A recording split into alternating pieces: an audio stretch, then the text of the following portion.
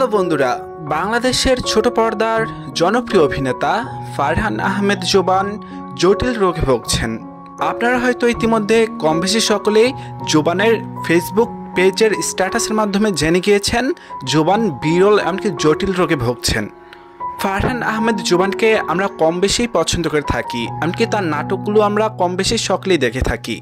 এবার ঈদের উপলক্ষে ফারহান আহমেদের জনপ্রিয় নাটক এমনকি ইউটিউবে সবচেয়ে বেশি এগিয়ে ট্রেন্ডিংয়ে ছিলেন যে নাটকটি, সেটি হলো ফারহান আহমেদ জোবানের আশিকি নাটক। আর এই নাটকে তার কোয়ার্টিস্ট ছিলেন নাজনীন নাহার নিহা। তাহলে চলুন পড়ে নেই জোবানের স্ট্যাটাসের মাধ্যমে কি জানিয়ে দিয়েছিলেন। জোবান তার ফেসবুক স্ট্যাটাসে তিনি লিখেছেন, আমার মাইগ্রেন আছে, আমার সাথে ভালো ব্যবহার করুন। আমরা ভালো থাকি বা কতদিন।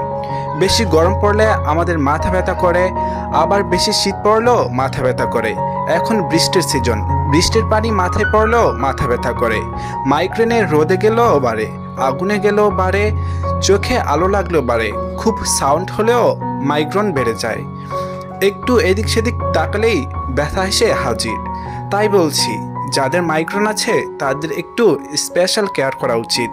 আমরা জীবনে কিন্তু খুব কমই শান্তি আসে। ফেসবুক স্ট্যাটাসের মাধ্যমে জোবান এটি জানিয়ে দেয়। আর মাইগ্রেন হলো একটি মাথা ব্যথার রোগ। যদি মাইগ্রেন বিষয়টা একটু বিস্তারিতভাবে বলি, তাহলে সেটা হলো মাথার এক পাশ থেকে হালকা ব্যথা থেকে শুরু করে আস্তে আস্তে ব্যথার তীব্রতা বেড়ে যায়। এমনকি যে সাইডে ব্যথা করে সেই সাইড থেকে ব্যথাটা সরে অন্য জায়গা দিয়ে আবার ব্যথাটা শুরু হয়। ঠিক এরকম করেই দীর্ঘক্ষণ সময় মাথাতে এই ব্যথাটা থেকে থাকে। আর এটাকেই ডক্টরি পরামর্শ বিজ্ঞানীরা বলা হয় মাইগ্রেন। আর এই মাইগ্রেন জটিল ও বিরল রোগে ভুগছেন বাংলাদেশের ছোট পর্দার জনপ্রিয় অভিনেতা ফারহান আহমেদ জোবান। জোবান ভাইয়ার স্ট্যাটাসটা দেখার পর আমার অনেক খারাপ লেগেছে।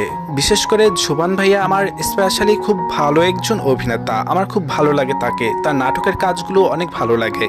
অবশ্যই জোবান ভাইয়ের জন্য দোয়া করবেন, এমনকি জোবান ভাইকে সাপোর্ট করে থাকলে অবশ্যই কমেন্ট করে জানিয়ে দেবেন।